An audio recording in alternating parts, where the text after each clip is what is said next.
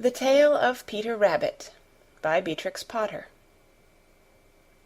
Once upon a time there were 4 little rabbits, and their names were Flopsy, Mopsy, Cottontail, and Peter.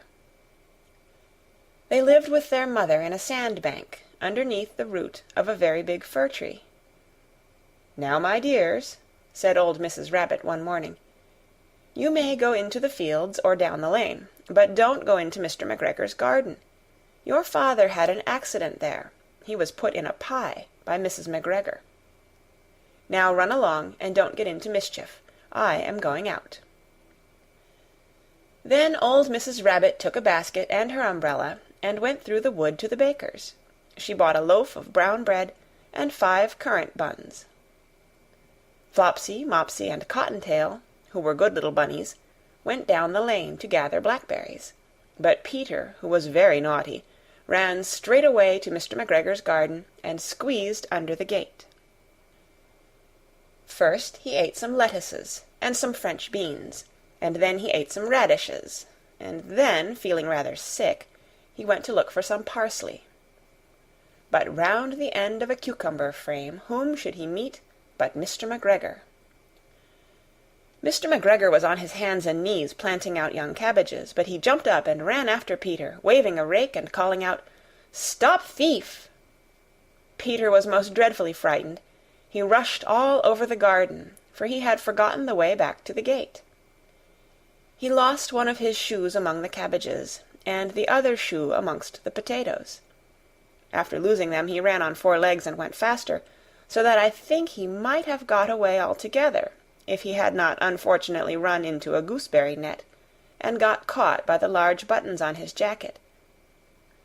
It was a blue jacket with brass buttons, quite new. Peter gave himself up for lost and shed big tears, but his sobs were overheard by some friendly sparrows, who flew to him in great excitement, and implored him to exert himself. Mr. McGregor came up with a sieve, which he intended to pop upon the top of Peter, but Peter wriggled out just in time, leaving his jacket behind him, and rushed into the tool-shed and jumped into a can. It would have been a beautiful thing to hide in, if it had not had so much water in it. Mr. McGregor was quite sure that Peter was somewhere in the tool-shed, perhaps hidden underneath a flower-pot. He began to turn them over carefully, looking under each. Presently Peter sneezed, "Kerchoo!"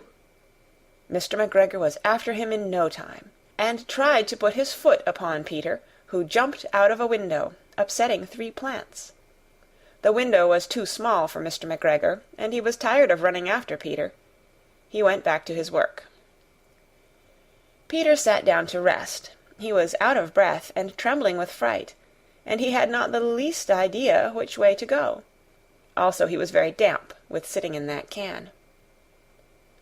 After a time he began to wander about, going lippity-lippity, not very fast, and looking all around.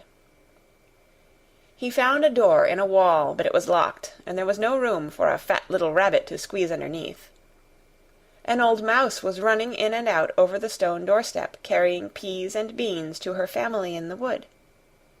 Peter asked her the way to the gate, but she had such a large pea in her mouth that she could not answer. She only shook her head at him. Peter began to cry. Then he tried to find his way straight across the garden, but he became more and more puzzled. Presently he came to a pond where Mr. McGregor filled his water cans. A white cat was staring at some goldfish. She sat very, very still, but now and then the tip of her tail twitched, as if it were alive. Peter thought it best to go away without speaking to her. He had heard about cats from his cousin, little Benjamin Bunny. He went back towards the tool-shed, but suddenly, quite close to him, he heard the noise of a hoe.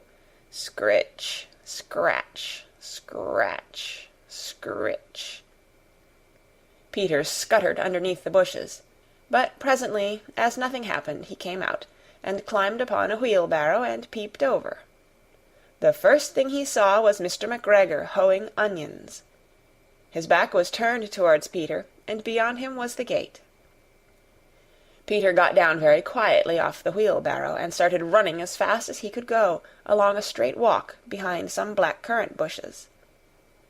Mr. McGregor caught sight of him at the corner, but Peter did not care. He slipped underneath the gate, and was safe at last in the wood outside the garden. Mr. McGregor hung up the little jacket and the shoes for a scarecrow to frighten the blackbirds. Peter never stopped running or looked behind him till he got home to the big fir tree. He was so tired that he flopped down upon the nice soft sand on the floor of the rabbit-hole and shut his eyes. His mother was busy cooking. She wondered what he had done with his clothes. It was the second little jacket and pair of shoes that Peter had lost in a fortnight. I am sorry to say that Peter was not very well during the evening. His mother put him to bed and made some chamomile tea, and she gave a dose of it to Peter. 1 tablespoonful, to be taken at bedtime. But Flopsy, Mopsy, and Cottontail had bread and milk and blackberries for supper. The end of Peter Rabbit.